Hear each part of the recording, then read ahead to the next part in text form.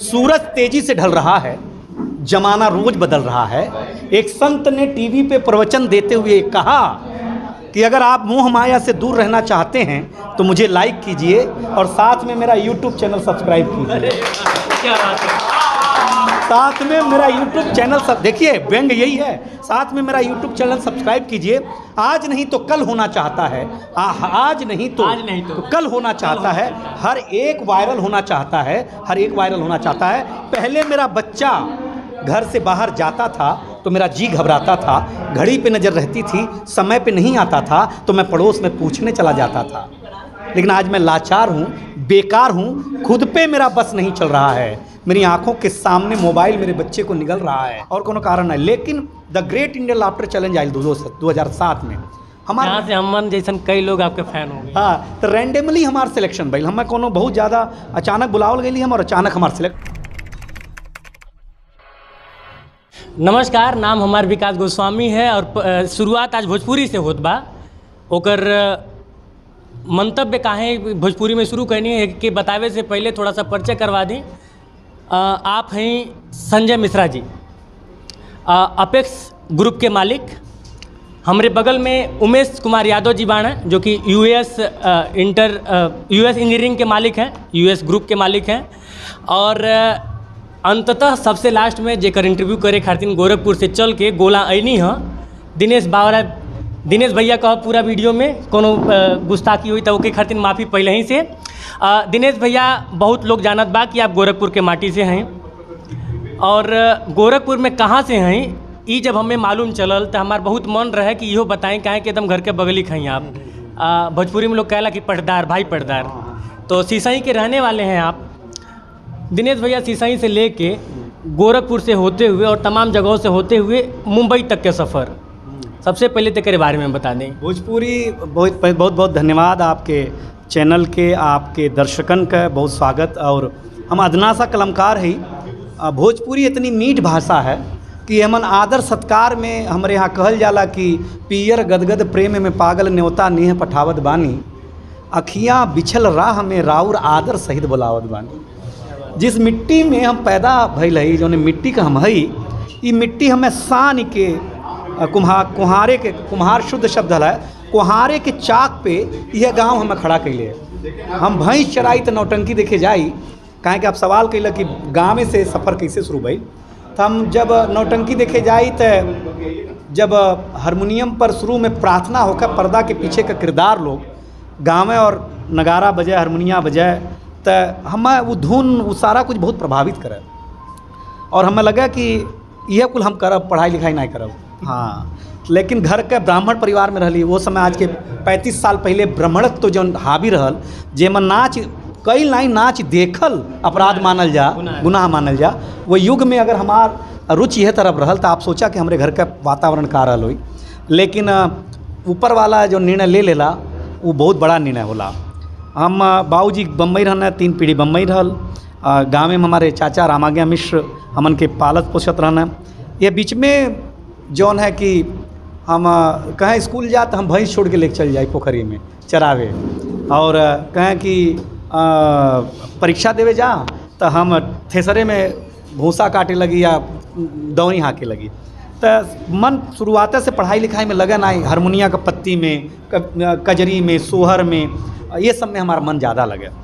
लेकिन एक दिन हमें भात हमार बड़की माई नहीं दिल और वो सर सूखा पड़ल रहल, तो भात दमादन खानी रखल रहल, सबके खातिर रखल है। वो दिन हमार भात खेले के मन रहल, चैत के महीना रहल, तो हमार बड़की माई कहल भात नहीं मिली तो के जौन करे के कैल। तो हम जंघिया और एक कुर्ता पहन ले और भाग गई घर छोड़ के।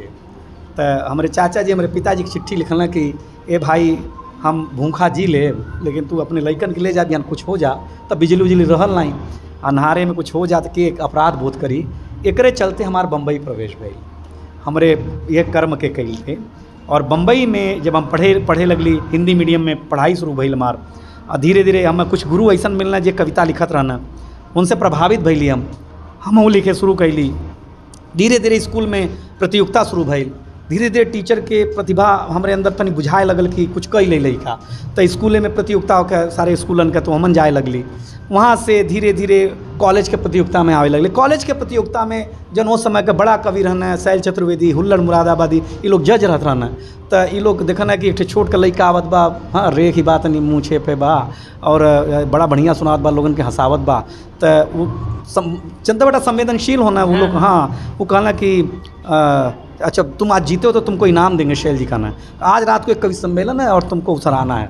और वहाँ गई ना तो कहना जैसे संजय भैया बैठे हैं तो ऐसे वहाँ के एयरपोर्ट अथॉरिटी का GM रहना, कहना इस लड़के को पहले 200 रुपया दो। तो कहला भाई कौने बात ही कर, कहना कि पता नहीं जमीन आई जमीन तो बाद में तू नहीं दे अब दे दे जैसे कि पढ़वाए थे। तो शैल चतुर्वेदी ने पहले ही पेमेंट मुझे करा के उसके बाद कविता करवाई और मैं जो है उस पर कविता पढ़ा। वहाँ भी मुझे सराहा गया, मेरी प्रतिभा को लोगन पहचानना। उसके बाद धीरे धीरे ये गतिमान भइल और आज जौने सिसई के माटी में हम पोखरी तालाब में नहैले है, खेलले है, चिकही खेलले है, जेमन हम बराती में गई है, जेमन हम बराती में जौन पैसा फेंकल जाला हाथी चढ़ के ओके लुटले है यहाँ क्या जमीने पे घूम घूम के। जहाँ काली माई के चौरा हमारे घर के सामने अगर देखब तो केहू के बराती आवे तो वहाँ पैसा नोट फेंकल जाता, ओके 10 पैसा बिनले हैं। यहाँ बर्फ़ खैले है खरीद के जौन वो आवे, फोफी खैले है यही बेल्ट में जवन कुछ हमारे अंदर संस्कार है कविता के बम्बई ओके पॉलिश कैले है, मिलल यहीं से। हमार माई लोक गायिका रहल, कजरी गावे, सोहर गावे, तो वही जन्म में समय में हमार जन्म भइल। तो हमारे अंदर हमारे महतारी का कुछ देनी है, हमारे पिता का संस्कार है, हमारे माटी के महक ही है और भैया जैसे लोगन का सपोर्ट है जेकरे नाते हम आज यहाँ तक। दिनेश भैया एक सवाल ई बा कि सावर से नहाइल और कन्हैया वाले पोखरिया में नहाइल, दोनों के मज़ा के बताते हुए हमें ये बताएं कि टर्निंग पॉइंट का रहल कि जब आपके लगल कि बस कर अब हम कभी हो गए बानी, यहूँ से का नाम रोजी रोटी भी चल जाई और जो हमार कला बा ओकर हम प्रस्तुति भी दुनिया के सामने कैले बा। हमारे बाबूजी के जब हम 2002 में पहला एल्बम कैली, हमारे शुरुआत बहुत बड़े बड़े आदमी से भाई हमार, तो आप बिलीव नहीं करब, ये जे के प्रवीण भैया आयोजक हम एक आज हम मंच पर सुनाई वो किस्सा। तो हमार शुरुआत बड़ी अच्छी भइल। हमार बाबूजी जियत रहने और बीच में हमारे बाबूजी का किडनी फेल भइल। हमार बाबूजी इकलौता कमासुत रहना हमारे घर का, और हमार घर उन्हीं के पूंजी से हमार घर चला। वो बीमार पड़ना, बैंकिंग का आदमी रहने और हम बड़ा लड़का रही सबसे, हम सब लोग पढ़त रही। हमार बाबूजी अपने साई सज्जी भाई के लइकन के पढ़ावत रहना। तो एक आदमी कितना संभारी, और वह बीमार पड़ना और उनका देहांत हो गई। तो अभी भइल कि अब हमें यही काम छोड़े पड़ी। तबले जब तक बाबूजी के मरले के पहले हम नौसाद जी के साथ काम कई भइल रही, हम आशा जी के साथ काम कई भइल, सुरेश वाडकर के साथ हम काम कई चुकल रही। लेकिन बाबूजी के मरले के बाद ये भइल कि हम नौकरी करे गई। तो बाबूजी मर गई ना, उसके बाद हम एक नौकरी 1900 रुपया ज्वाइन कैली एक कॉलेज में। कॉलेज का मालिक विजय पंडित बहुत शानदार आदमी रहना, कविता प्रेमी रहना। वो कहला कि ते नौकरी कर ले, हाँ क्या तेरी कविता मरने नहीं देंगे हम, और तुझे मैं छुट्टी दिया करूँगा, लेकिन जवाबदारी होले। तो वहाँ नौकरी करते रही, वो छुट्टी देते रहना। हमें कवि सम्मेलन करते रही, लेकिन कवि सम्मेलन में हमारे कोनो साख नहीं रहा। मतलब केहू प्रेम में बोले, जैसे तू आज इंटरव्यू लेते हो ऐसे केहू प्रेम में बुला लेते रहा मैं, और कोनो कारण नहीं। लेकिन द ग्रेट इंडियन लाफ्टर चैलेंज आयल 2007 में हमारे यहाँ से हमन जैसन कई लोग आपके फैन हो गए। हाँ, तो रैंडमली हमार सिलेक्शन भइल। हमें कोनो बहुत ज़्यादा अचानक बुलावल गई हम, और अचानक हमार सिलेक्शन हो गई, जो हमें लगल नहीं रहा। रैंडमली सिलेक्शन, रैंडमली हम सेमीफाइनलिस्ट हो गई। यह चुलबुलीपन के नाते यह कारण कि हम सेमीफाइनल, वहाँ से टर्निंग पॉइंट हो गई। वहाँ से देश का जन खलीफा रहना, देश का जन बहुत बड़े बड़े लोग रहना, वो कहना कि यार इस लड़के को बुलाओ, और हम वहाँ से जाए लगली। एक सिंबल हो गई लाफ्टर चैलेंज में आने के बाद, और वहाँ से कैरियर आज तक जौन है, इतना सारा फिल्म कह ली, इतना सारा टीवी सीरियल कह ली, लेकिन आज तक माटी जौन कहला है कि गढ़ा के पोखरी के किनारे के खड्डा के कचरा जौन कनई कहल जाले जकरे भाषा में, अपने भाषा में, कनई से लेके शावर तक के सफ़र में आजो हम काली लखनऊ रुकल रही है मेरियट में, वहाँ सावर से रहली है, और यहाँ धूल में आकर के नहैली है। इन धुलिया के नहाइल ज़्यादा निक लगल है, सौरवा के नहाइल लगत रहा कि ठीक है भाई तो नहाई ले। आप गोरखपुर में आयल रहनी है। हाँ। पहली बार जब हम आपके सामने से देख ले टीवी पे नहीं, तो चाचा मतलब हमारा पूरा परिवार गए रहा आपके उस समय कभी सम्मेलन रहा देखे खातिर। हाँ। तो चाचा पहली बार बताऊँ ना। हाँ। कि ये जो अभी संचालन कर रहे हैं ये दिनेश बावरा जी हैं, और तुम्हारे घर के गाँव के बगली के हैं, सिसई के हैं। हाँ। तो उस समय ये माइक बस थामे थे, संघर्ष अभी भी चल रहा है बहुत, लेकिन मतलब ये था कि अब भैया अगली बार जब भी आवा गोरखपुर तो एक बार मुलाकात हो जाए। और अहो भाग्य हमार कि आज उमेश भैया फ़ोन कर दिए। आया तो था कुछ और कवर करने, लेकिन उमेश भैया बताए, हम कहें भैया बस इंटरव्यू करवाइए, भैया से मिलना है। अच्छा, इन सब के बीच अभी संजय मिश्रा जी हमारे साथ हैं, जो कि ये तमाम आयोजन मतलब कि गोरखपुर और आसपास में जितने भी साहित्यिक आयोजन होते हैं लगभग मैं ज़्यादातर में आपकी हिस्सेदारी रहती है। हिस्सेदारी मतलब जिम्मेदारी रहती है। संजय मिश्रा जी, दिनेश भैया के साथ साथ इस सवाल आपसे बा, अपेक्स ग्रुप के आप मालिक हैं, भोजपुरी चल जाए ना? अरे बिल्कुल चल जाएगा। माटी यह है का उद्देश्य क्या है कि मतलब साहित्य की तरफ इतना झुकाव काहे बा?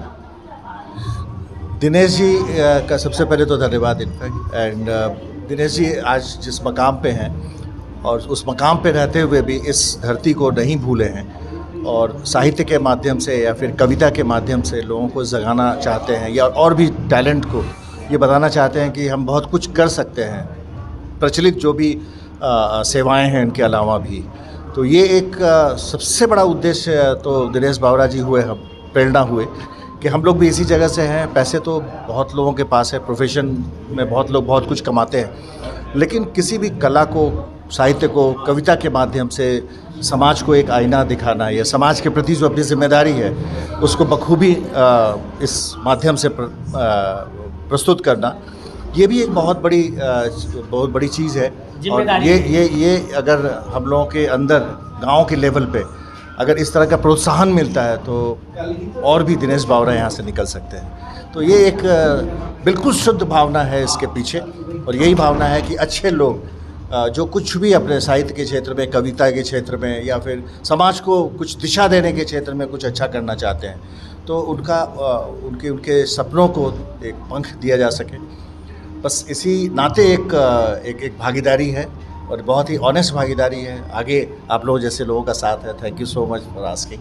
और दिनेश जी के लिए बहुत बहुत बधाई। दिनेश जी ने तो और दिनेश भैया, हम 3 ठे नाम आपके सामने लिहल चाहते हैं, काहे कि अगर ना ही लेबे तो हम रूम में जाब तो हम बहुत डांट सुनब। हमारे छोट भाई अमन सन साथे रहे ना, अमर नाम है, अमर हिंदुस्तानी लिखल है। अब नाम से समझ गए लोग कि ये सब लड़के उभरता हुआ आप के क्षेत्र में आपके अनुसरण करके आगे बढ़त बाना। उजाला, उज्ज्वल राय नाम है लेकिन उजाला लिखल ना, और यशस्वी यशवंत, ये तीनों भाई। और आप उनसे मिले भी हैं, वो आपसे कई बार वो लड़के मिले हैं। बहुत अच्छी आप ही लोगों को देखकर सीख रहे हैं और बहुत अच्छा जा रहे हैं, तो बड़ा गर्व होता है। और तीनों जनी रूम में बाड़ा नाम ले वाणी भैया के सामने। और तीनों जने के खूब शुभकामना बा। उज्ज्वल के, हिंदुस्तानी के और यश के, और भैया संजय भैया बरई पार ही गांव बा सिसई बगल में। और भैया जो हैं फ्री ऑफ कॉस्ट स्कूल चलाते हैं, 1 रुपया भी फीस नहीं भरनी पड़ती है। तो भैया इसीलिए हमारे साथ हैं। और आप जो काम कर रहे हो, आप हम लोग पत्रकार, कलमकार, हाँ, और जो भैया हैं, सबका उद्देश्य एक ही है, भारत का विकास,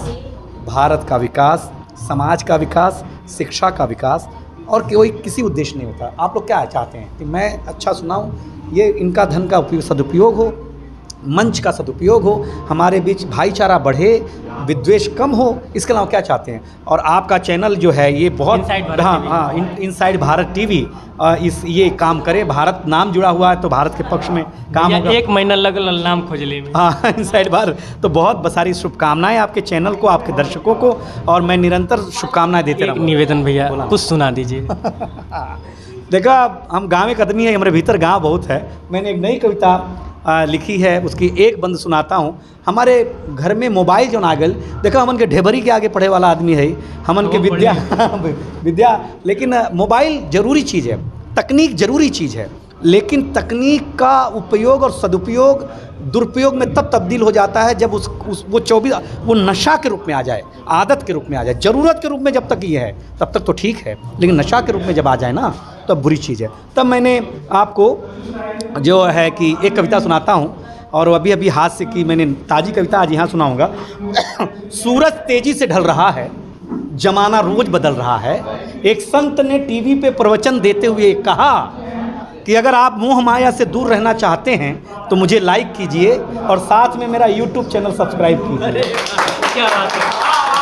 साथ में मेरा यूट्यूब चैनल सब देखिए, व्यंग यही है, साथ में मेरा यूट्यूब चैनल सब्सक्राइब कीजिए। आज नहीं तो कल होना चाहता है, आज नहीं तो कल होना चाहता है। हर एक वायरल होना चाहता है, हर एक वायरल होना चाहता है। पहले मेरा बच्चा घर से बाहर जाता था तो मेरा जी घबराता था, घड़ी पे नज़र रहती थी, समय पे नहीं आता था तो मैं पड़ोस में पूछने चला जाता था। लेकिन आज मैं लाचार हूँ, बेकार हूँ, खुद पे मेरा बस नहीं चल रहा है। मेरी आंखों के सामने मोबाइल मेरे बच्चे को निगल रहा है, न मैं चिल्ला रहा हूँ, न किसी को बुला रहा हूँ। इस घटना ने मुझे परेशान कर दिया है। अभी मैंने अपने बच्चे का बचपन देखा भी नहीं कि इस मोबाइल की दुनिया ने उसे जवान कर दिया। अरे क्या बात है, क्या बात है, क्या बात है। इस मोबाइल की दुनिया ने उसे जवान कर दिया है। इस दुनिया तूने कुछ अजीब सा परोसा है, दुनिया तूने कुछ अजीब सा परोसा है। आज लोगों को गुरु से ज़्यादा गूगल पे भरोसा है। क्या बात है, क्या बात है, क्या बात है। बहुत बहुत धन्यवाद भाई, तेरे आदेश में हम सुना दिले। बहुत बहुत धन्यवाद भैया। और एक बार फिर से मैं दिनेश भैया को धन्यवाद दूंगा, संजय भैया को धन्यवाद दूंगा, और सबसे ज़्यादा तो मैं उमेश भैया को धन्यवाद दूंगा कि इनकी वजह से मैं यहाँ पे मतलब गोरखपुर था और मुझे सूचना मिल गई, मैं सही सलामत यहाँ पे आ गया। बाकी भैया बहुत मतलब ठीक बा, गोड़ लागत आनी सबका। कैमरे के उस पार से मेरा सहयोग कर रहे हैं अखिलेश, मैं विकास गोस्वामी और आप इनसाइड भारत टीवी देख रहे थे। धन्यवाद।